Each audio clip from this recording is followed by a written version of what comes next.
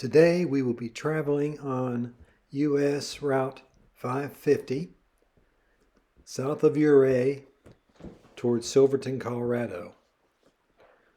Route 550 is famous as it is called the Million Dollar Highway. Historians differ as to whether it is called that because of the high cost of building it or whether it's due to the amount of money produced from the gold and silver that were extracted from that area with the help of this road. I will not be taking any video on the early parts of that highway. It is famous for its winding roads along precipitous cliffs with no guardrails.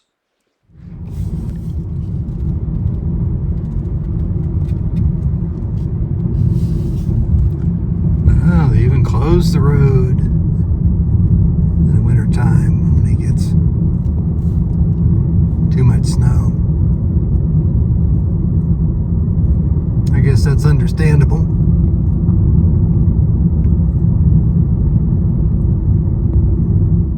It's a pretty spot. Got a valley.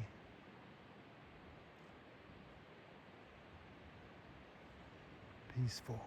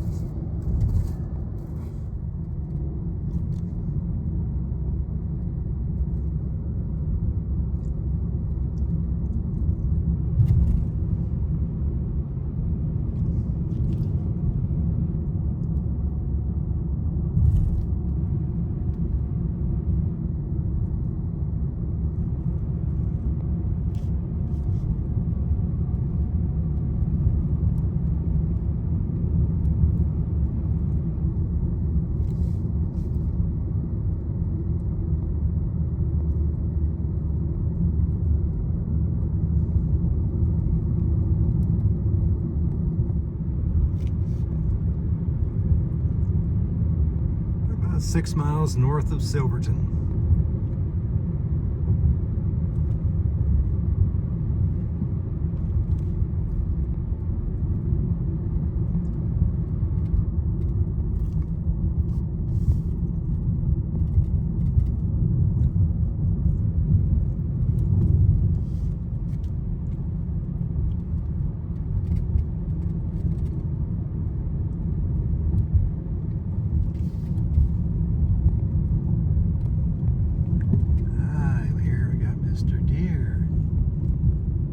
Doing there, buddy?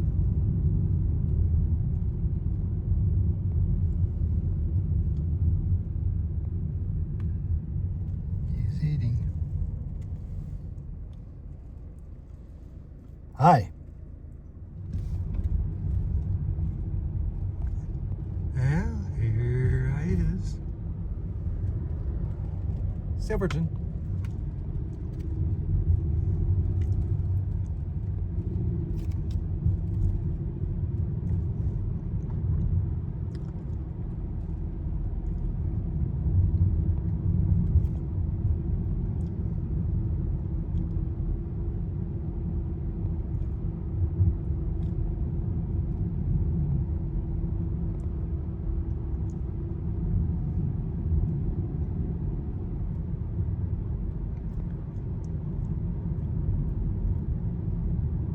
Wonder how it got its name.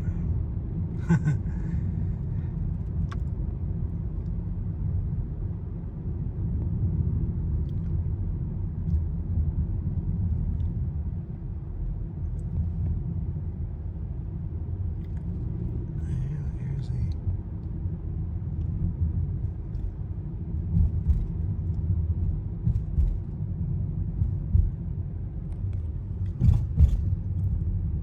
pretty cool. Old Western town.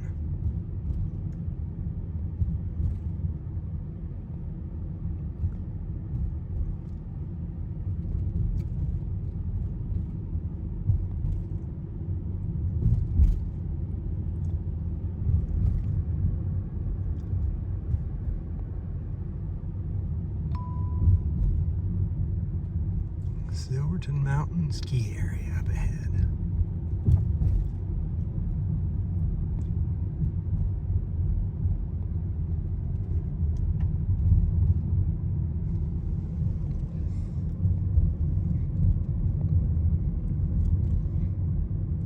Courthouse. Museum. Like a pretty cool place.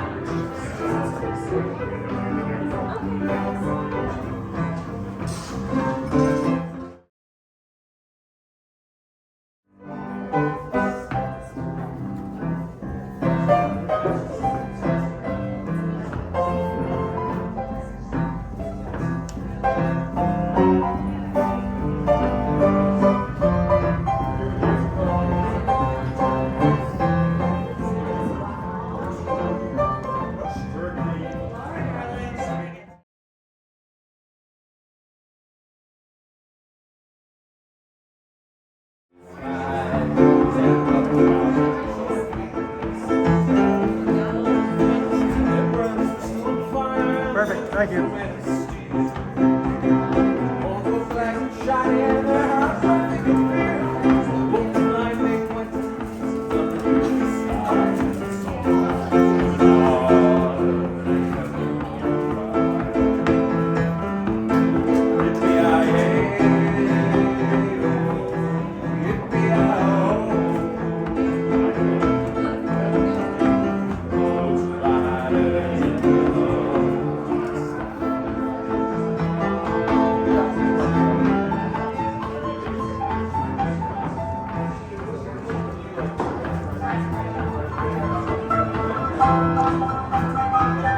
What has arrived?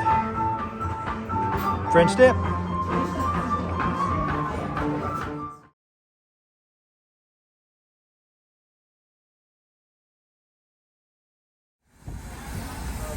The Durango and Silverton Narrow Gauge Railroad is a historic railroad that runs between Durango and Silverton, Colorado. The route is 45.4 miles each way and takes approximately 9.25 hours, including a 2-hour layover in Silverton. All right. Yeah, I guess so. You start in Durango at about 6,500 feet and end up in Silverton at 9,305 feet.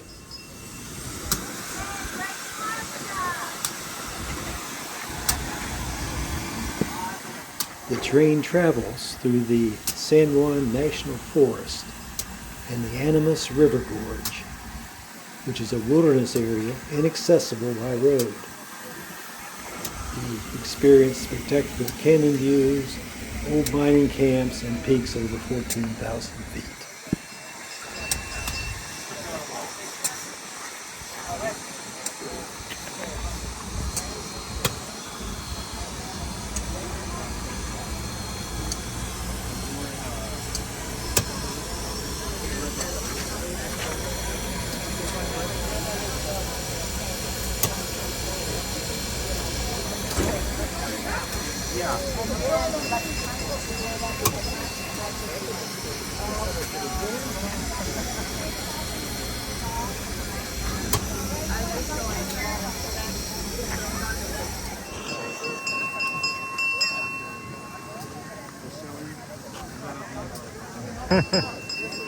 Reading the train. This was the last brothel in Silverton. It was built in 1888 and was run by Madame Jew Fanny, and it was closed in 1947. Hey, shady lady.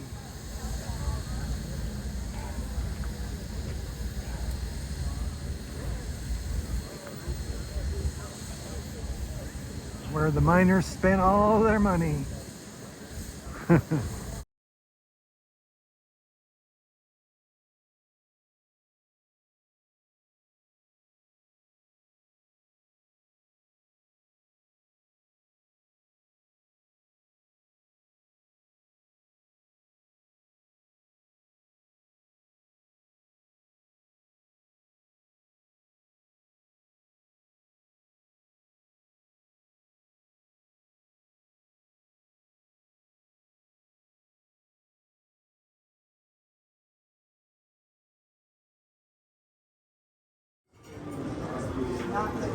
handlebars. They have Sherry's peach cobbler. Pretty cool. Well,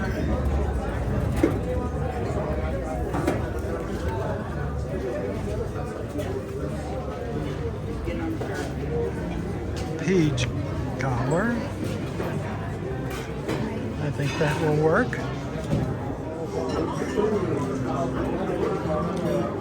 Warm and tasty. I'll bring you home some.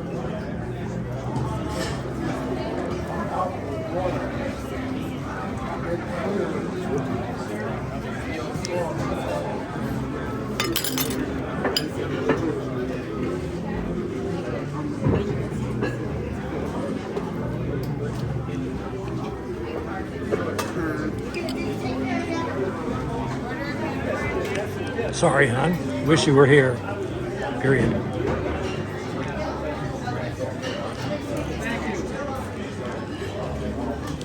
I really do. Love ya.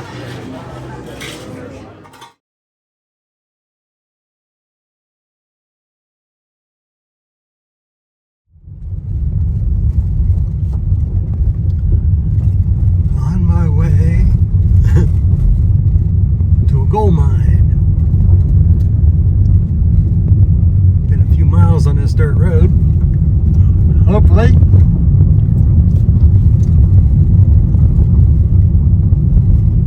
They're still having the tour. Little dusty.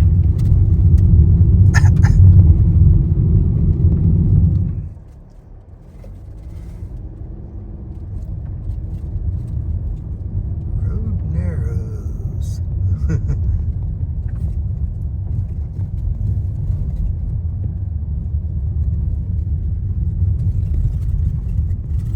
When I rented a car, I almost got four-wheel drive, but I didn't. This baby will make it. 3/4 of a mile.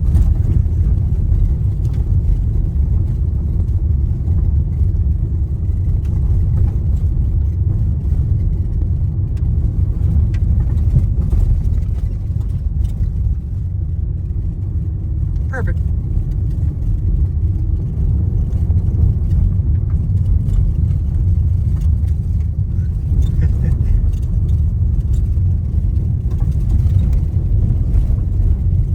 You kind of have to want to do this.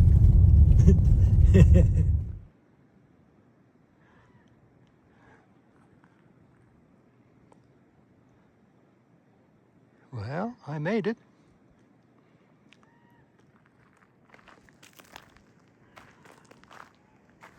General Motors.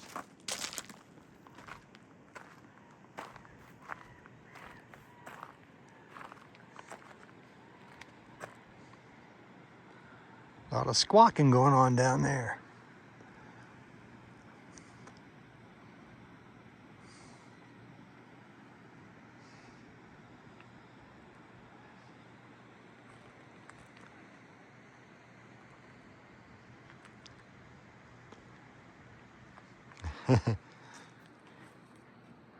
Well, headlights aren't in the best of shape.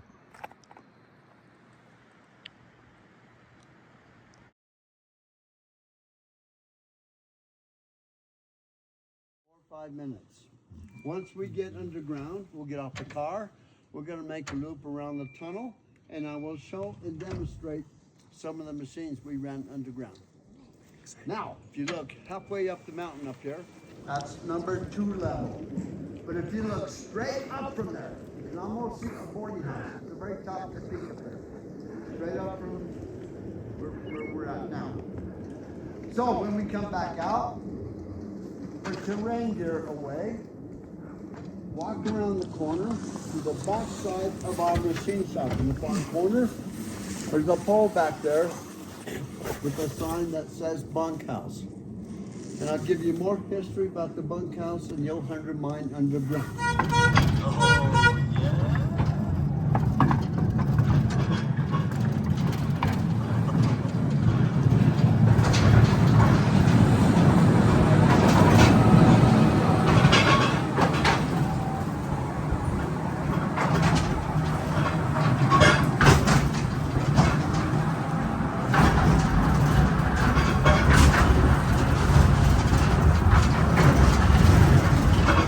I miss my calling. I should have done this for a living.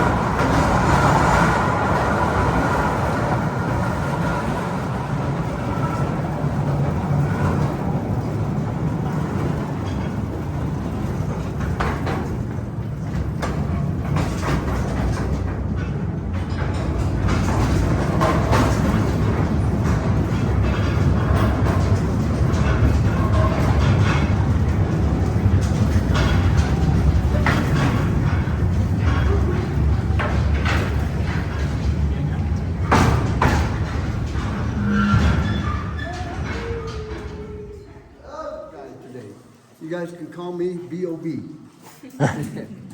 I myself worked in the gold mine here in Silverton for 20 years, from 71 to 91.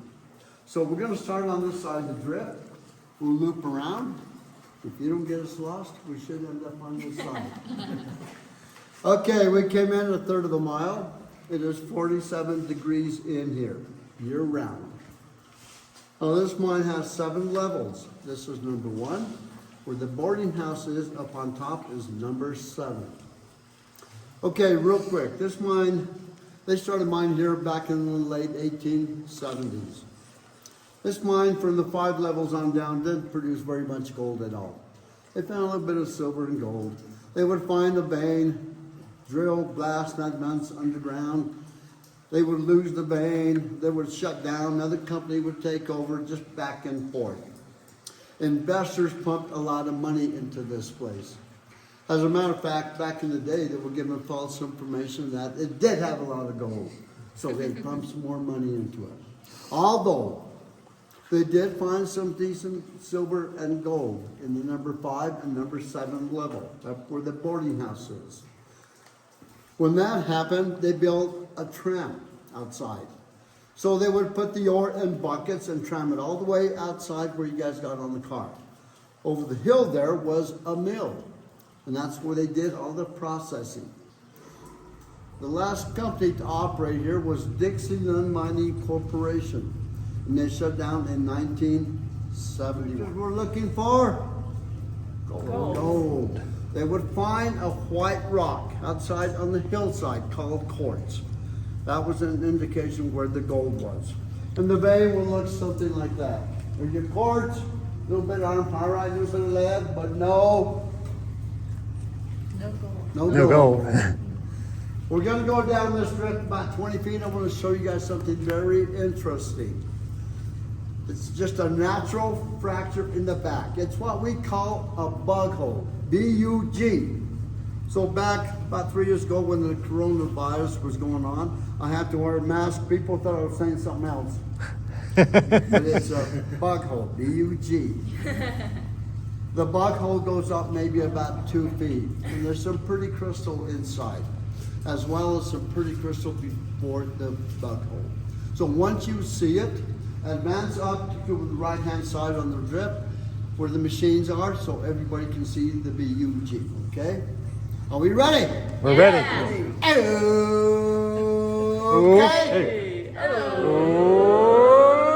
Okay, follow me. Okay, now we'll advance. Let everybody see the bug hole. Okay. Yeah, come on up. Let me see it. See the crystal back here? And the bug hole right there. Pretty crystal. Yeah. The natural fracture in the back.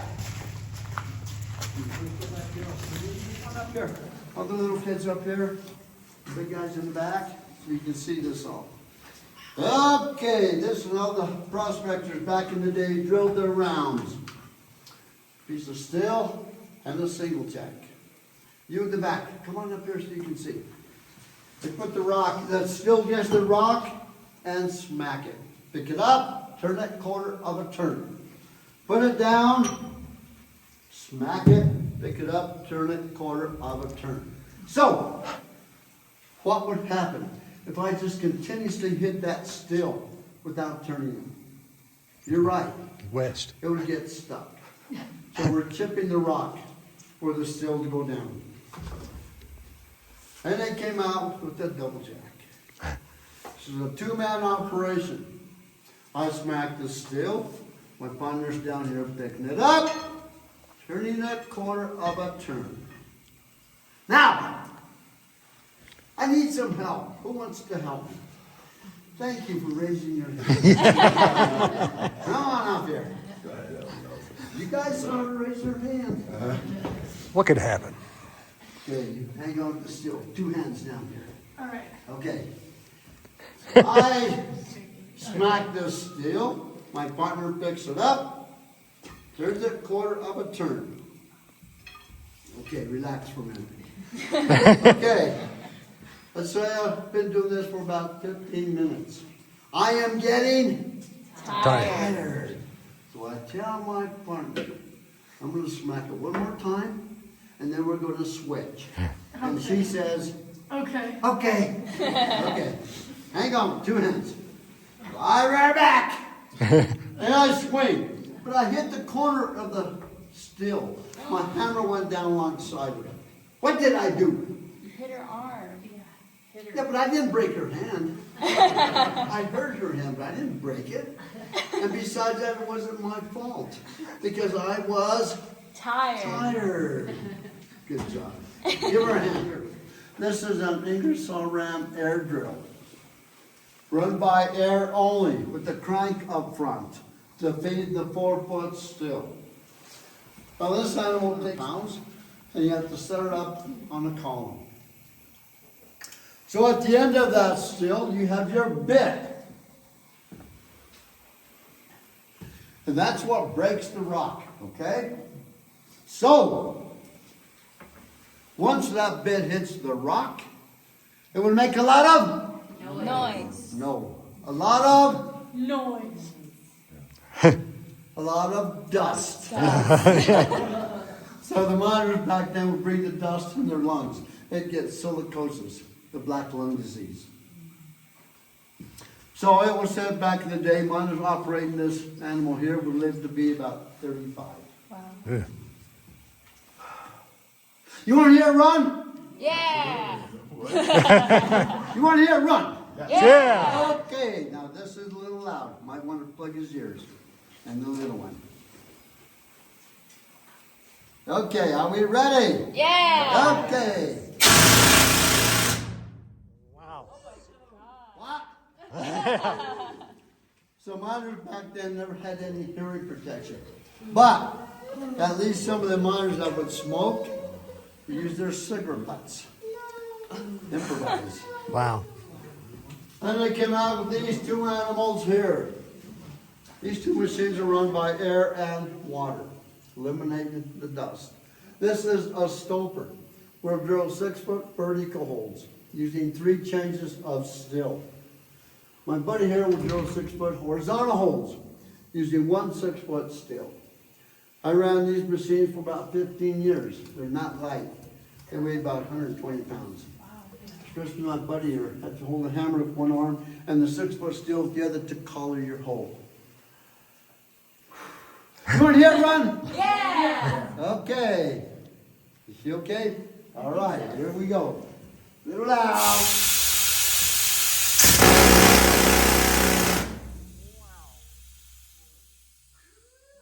Memories. Wow. You guys smell anything? Yes. Good, that means it's working. That is oil going through the oiler, lubricating all the inside parts of my buddy there.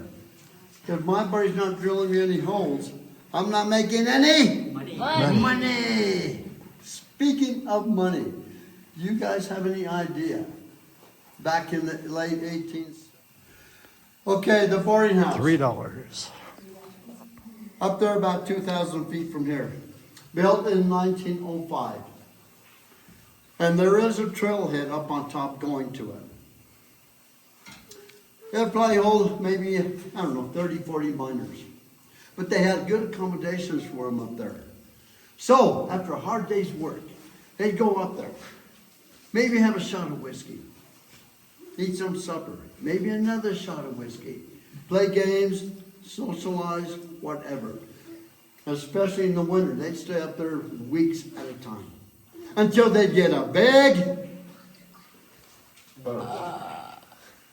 Until they get a big paycheck. Oh, paycheck.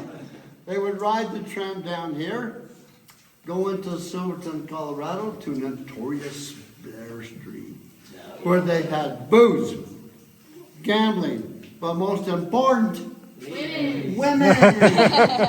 Wild women. And these women were not shy to take the miners' wages. In 1 or 2 days, they'd be broke. Come back up here, ride the tram up to the boarding house, all hung over, and do it all over again. Well, that's my story. $3 a day. Sticking to it. Okay, now we're going to walk up to the corner. This particular race goes up about 600 feet. Here we have what we call a skip. And that's what the miners ride up and down to their working area. Here we have what we call a coffin skip. And that will take their machines, their bits, their powder, everything the miner needs to blast at the end of shift. That is run by an air tugger back here. There'd be a person operating it at all times. With that said, we have a belt system. Whatever it was back in the day. But for example, to go up or to go down. You want to try it? Come and try it. Yeah, it's fun. It's fun. Look. You want to do this thing? How about the little one will? No, Daddy will. All the little kids. Come on. Come on. Come on, try it. It's fun. Come on. He's too shy. Come on, you girls. Come on. Yeah. Come on. There you go. You're next. Hey, good one. Come on. Oh my gosh, what do we have here? Oh no. What's that blue stuff? You guys are right again. That is copper. They did mine a little bit of copper here back in the day. Probably just as much as gold. Not very much. Okay, now we have another drift going back that way. That particular drift goes back about 500 feet, back to the borderline. Okay, now we're going to walk down this drift. So here we have another raise. This particular raise will intercept that raise. So this would be the hoist room. They would have a miner back here operating it, taking the skip up and down for the miners. As you can see, it's got air and water line for the miners to run the machines and a ladder way. So I grew up here in Silverton. I only spent 40 years of my life here. Winters are 9 months long. Cold, and we get hammered with snow. I remember when I was a little kid, I'm not much bigger now, but when I was a little kid, we'd have to tunnel our ways into our homes. With that said, we get a lot of slides and avalanches that would knock the power out. In that case, miners working up there without no power, at least they can walk down the ladder, down to safety, and possibly back outside. The mine I worked at, we go underground 2 miles on rail. We go up a raise 1,000 feet. I remember walking down that ladderway quite a few times in the winter, and possibly 2 more miles outside. Okay, we're going to work on lights I used back in the day, some different types of lanterns. There's a small one. There's another lantern here. And here's one of the miners' lunchbox. Nothing in there to eat. And here we have, see if you can tell me what this is. You can light it. A candle. That was the first source of light back in the day for the old timers. put on their hard hat, and on their mules to put their oar out for them. Here's the light I used back in the day, an electric light that I put on my belt. So, when I get my light at the start of shift, I make sure it is fully charged. As I will demonstrate when we go back out the drift, halfway down the drift, if it's okay with the little kids and the cute girls here. I'll turn the lights on. And you can see how dark it gets, okay? Okay. Okay. Oh my gosh. What do we have here? Oh my gosh. A gold bar. Oh. Whoa. But that is not real gold. If that was real gold, that would not be there. Half would be in my pocket, and I share the other half with all of you. Here's my favorite specimen here. I'll come back to that one. Here we have another piece of quartz with some lead. Here we have another piece of crystal. And here we have my favorite specimen here. This is a source of lead. But lead you can find with other minerals. Iron, pyrite, fool's gold, copper, whatever. This is pure lead. This is called galena. Beautiful specimen. So our dads would bring that home from the mine, and we'd break it up in smaller chunks because it's real cube and shiny. And we'd sell it to the tourists came on the train from Durango. Pretty hot item. Hold that for me, please. The difference between lead and galena is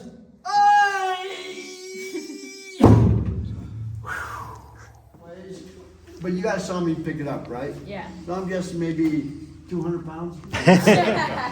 Okay. I do not know what it weighs. You guys tell me. What do you think? 30 pounds. Okay, we'll go with 30 pounds. We drill, load, and blast around. So we got two miners here, running two jack legs. We are drilling 6-foot holes. We start off with a 5-hole burn, pretty close together. 1, 2, 3, 4, 5. How many is that? 5. I'll put a box around that, put some more holes in the back, the side, and the bottom. Anywhere between probably 32 to 36 holes. Okay, I got my holes drilled. Now what? Dynamite. Excuse me back here for a minute. I'll get some dynamite. I'll get each stick, which is 1 foot long. I slice each stick, so when I put it in the hole and tamper it with a wooden stick, it stays in there. Okay, I got another question, and I want the right answer. Oh, no. I'll get 1 stick, and I'll put my fuse in there. I'll get another stick. That's 2 sticks in the hole and tamp it.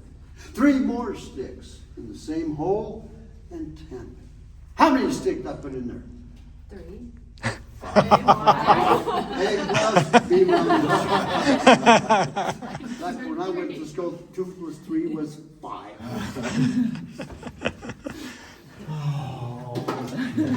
It's okay, I'll let you go this time. Another group said 7. So I put in 5 sticks of dynamite in each hole, except the middle hole of the cup. I do not put dynamite in there. Why not? You're right again. That's to give it something to break to. Okay. So when I blast this, I would get a cutting of maybe 8 feet by 10 feet. And I always blast my 4 bottom holes the last to push the muck out. Now we're ready to Blast. blast.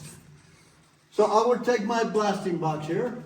I would take it around the corner where we got off the car. That's pretty safe right there. The mine I worked at, standard procedure was everybody would blast at the end of the shift, about 4 o'clock. I need some help. All the kids want to help me, and the women are going to help too. Here's what we're going to do. We're going to pretend we're going to lift up that handle. When we lift it up, I'm going to count to 3. When I say 3, I'm going to say fire in the hole. When I say fire in the hole, you guys crush it down. And you say boom, boom, boom. Are we ready? Yeah. Bend your knees. Get the handle with your hands. Bring it up nice and easy. Are we ready? Yeah. 1, 2, 3. Fire in the hole. Yes! Hit bar. Now bar down any loose rock for our safety. I get the water hose and I wet down the mud pile to keep the dust down. Now, use your imagination. I know you guys got one. There'd be Big one. there'd be rail here. As we go around the corner, I will demonstrate how we pick this ore up and transfer it into cars. Okay? So when we go down this drift, at the end of the drift here, we're going to take a sharp left. Okay. Called a chute. Now remember this. This goes up 30 feet.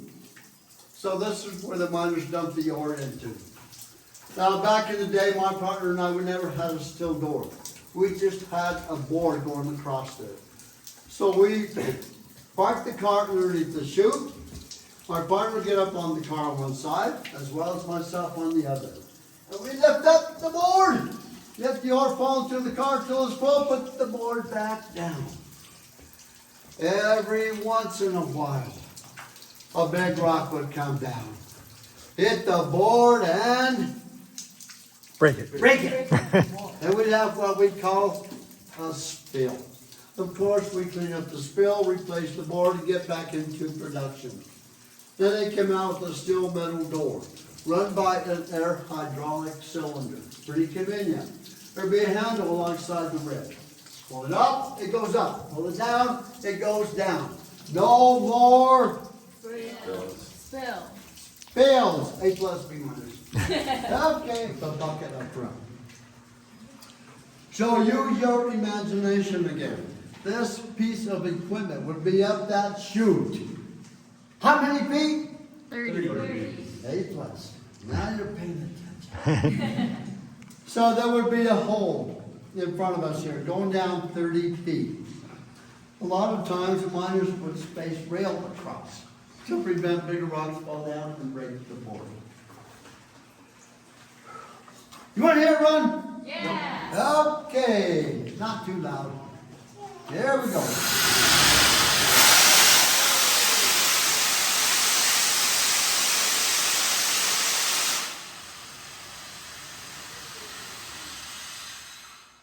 That's pretty easy, huh? Okay, now we can move the machines to run underground. This is a 12B bunker machine with the bucket up front. So you kids and you women have a blast over there. We have to pick up all that ore and we'll dump it into cars. We normally have about 10 cars that we sidetrack. We fill them all up and we ship it outside. You want to hear it run? Yeah. It says a little loud. Okay, here we go.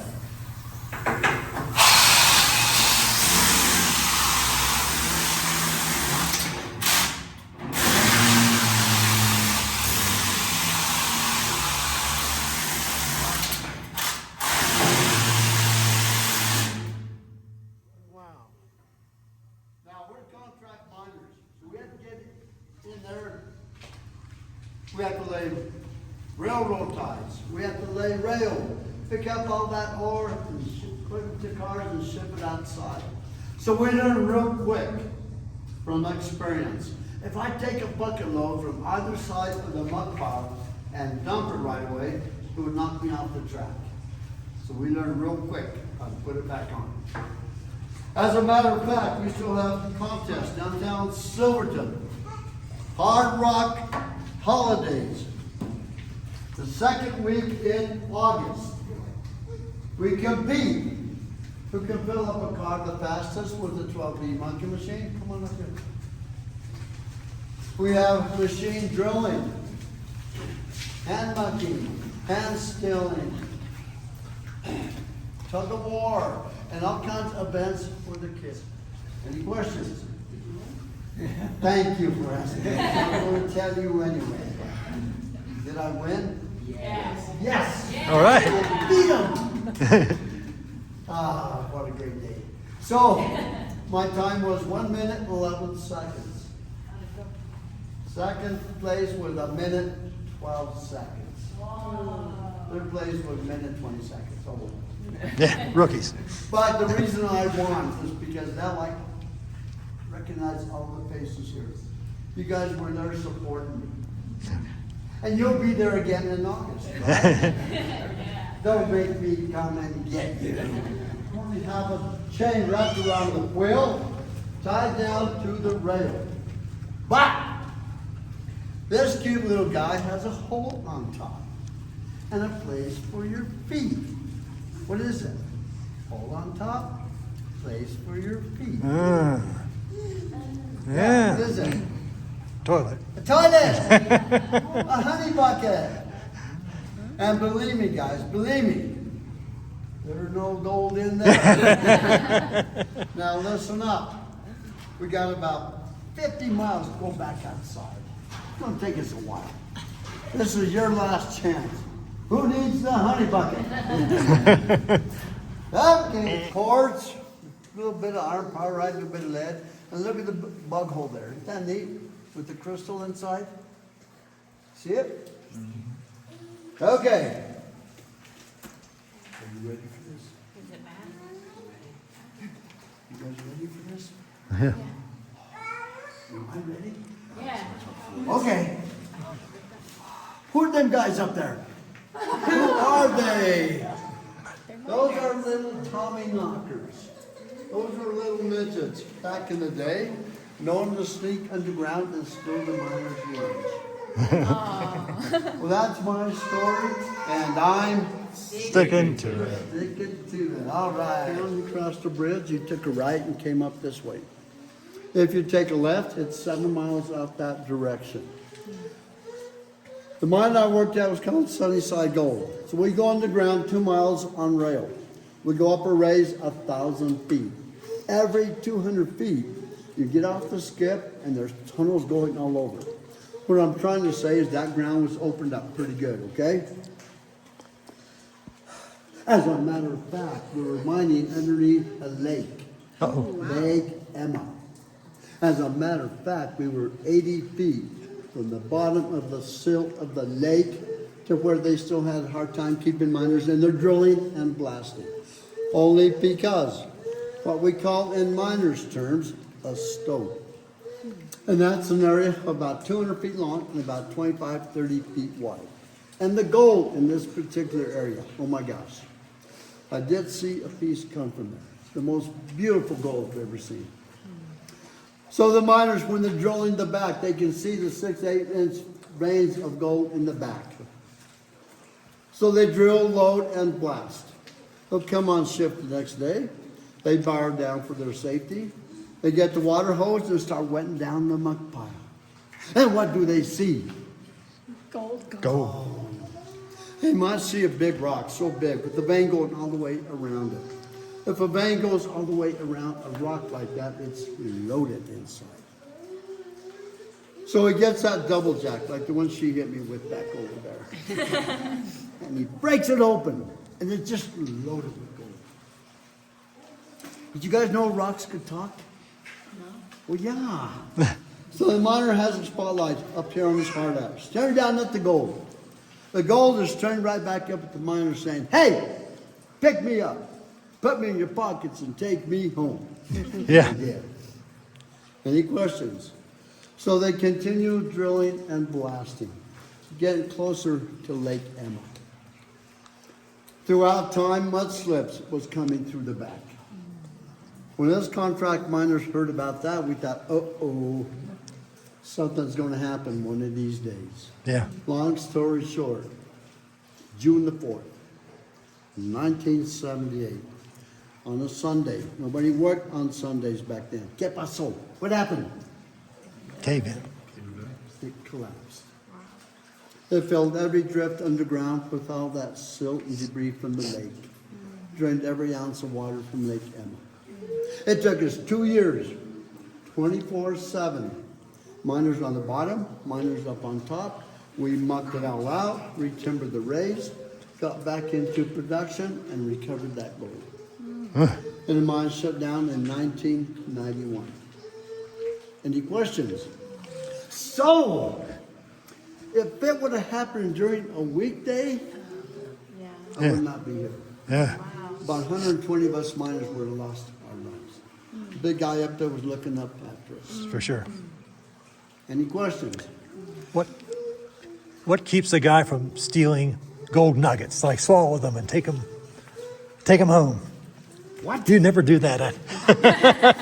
Well, the miners that have the opportunity to work in a stope with the high grade stope, hey, they're just human. Then they listen to the rock. Pick me up, put me in your pocket, and take me home. So it did happen. Yeah. Okay. Okay.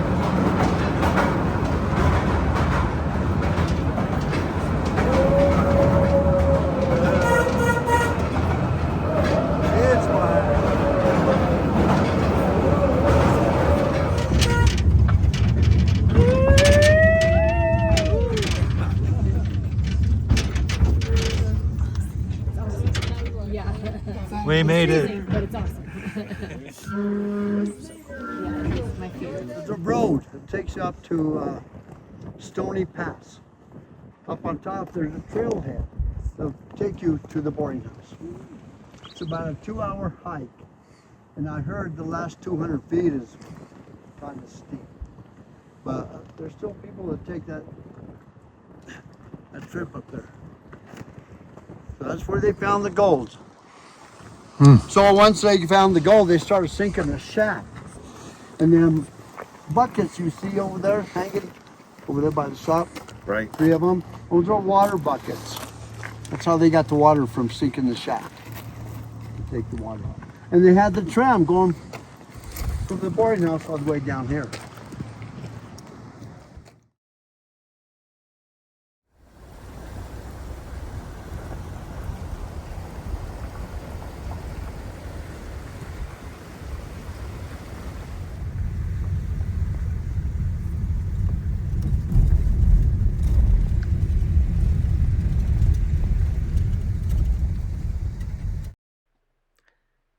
After enjoying Silverton, we continue on the $1 Million Highway south toward the Molas Pass winter recreation area with hiking trails and lakes to enjoy.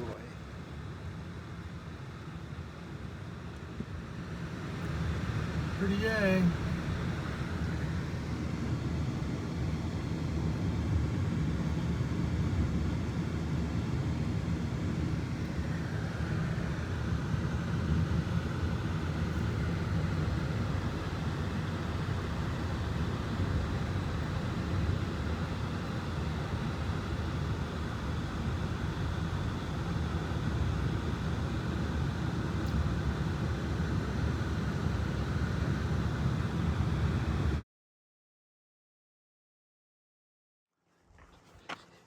Well, I'm on a hike. And I'm at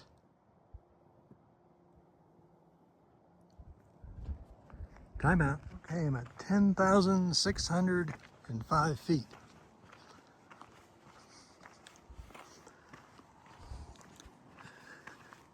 So,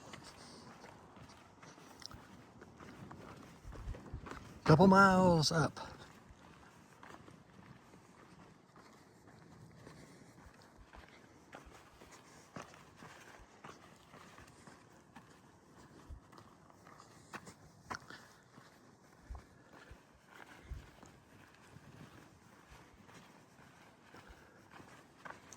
This for a much nicer day.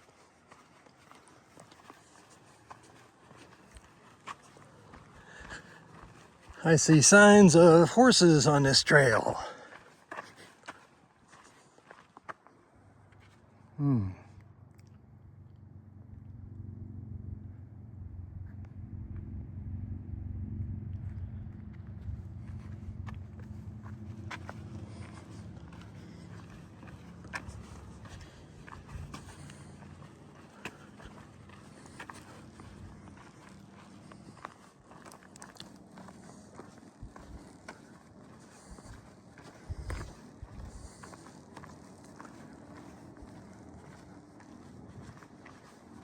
Had a nice little breeze.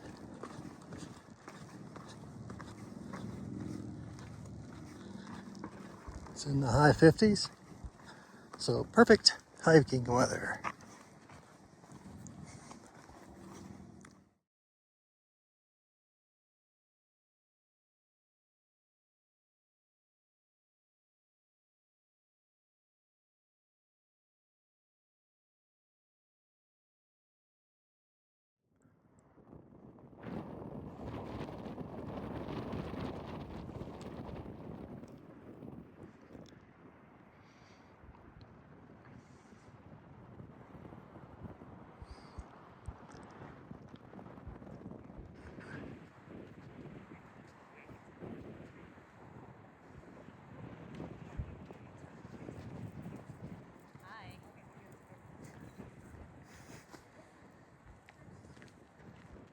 That's a big dog. It is. It's good because he doesn't bark.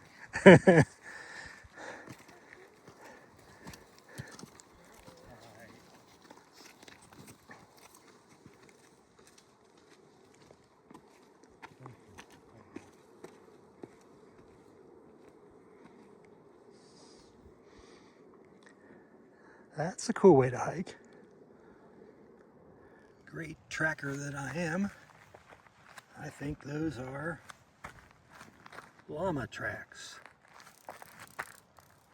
I guess maybe I cheated.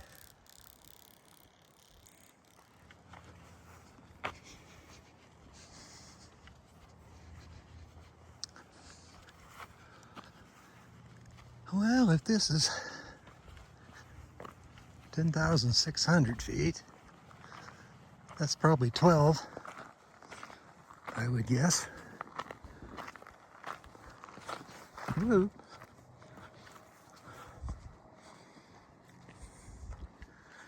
Ah, fancy hiking trail. 2-lane.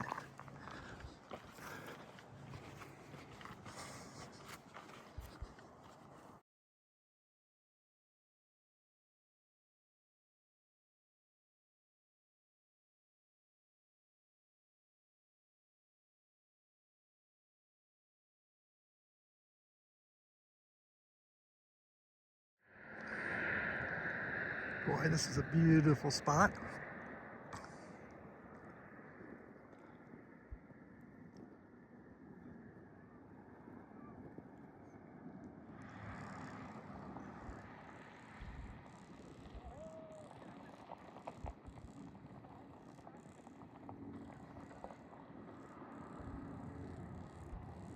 Man, what a place.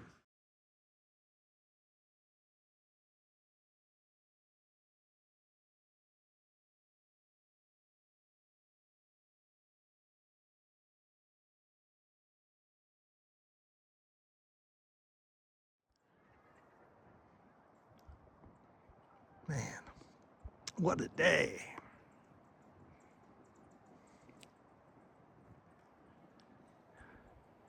Wouldn't mind being right there.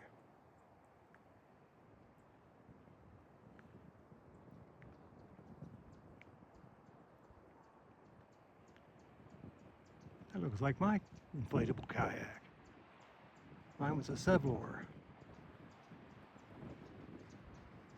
I used to take that to Jackson Hole, Wyoming.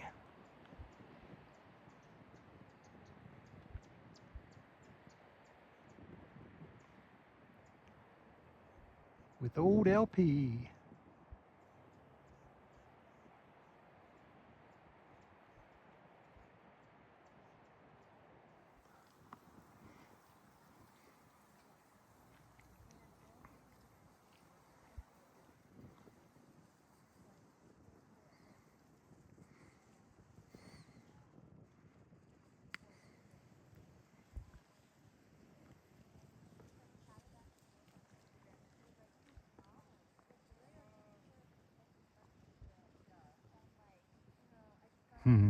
Got a doggy.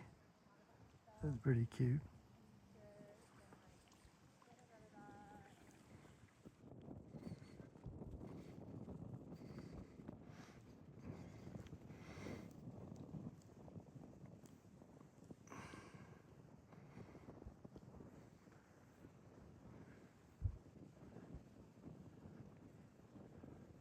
Not the ugliest scenery I've seen.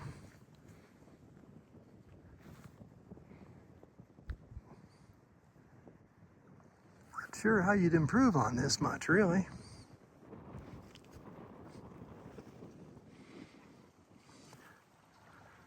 The white puffy clouds add to the picture.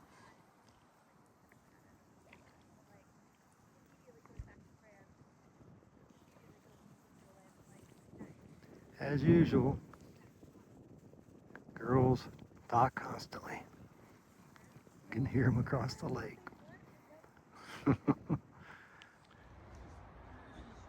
It's a little high, I can tell when I'm hiking.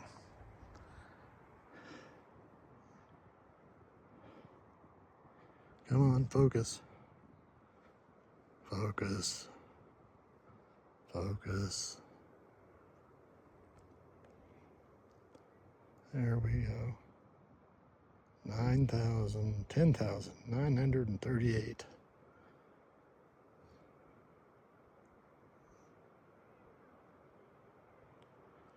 $10,940 feet. 3.28 miles. Oops. 3.59 miles. Not the time.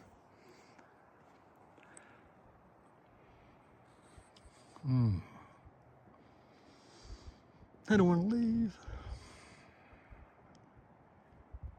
What a campsite. Again, this is just outside of Silverton, Colorado.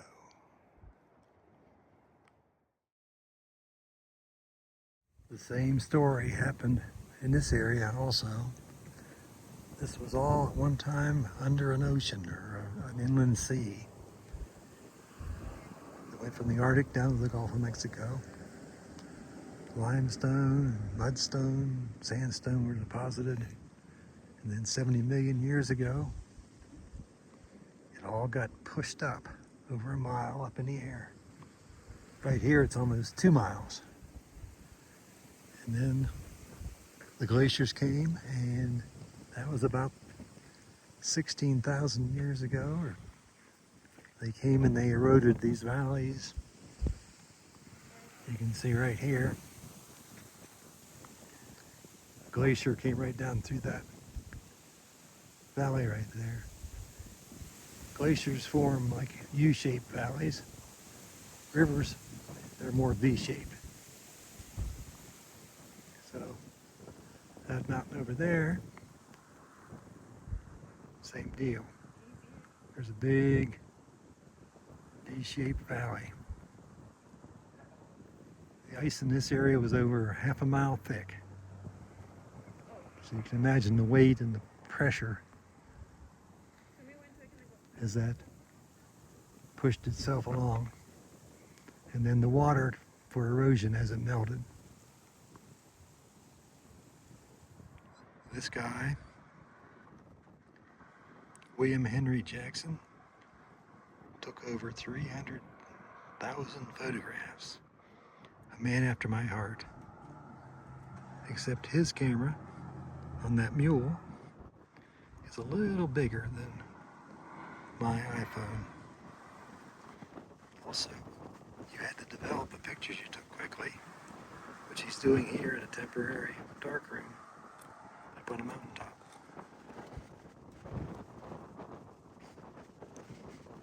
He was one of the first guys to photograph Yellowstone, Mesa Verde, and a lot of Central Colorado.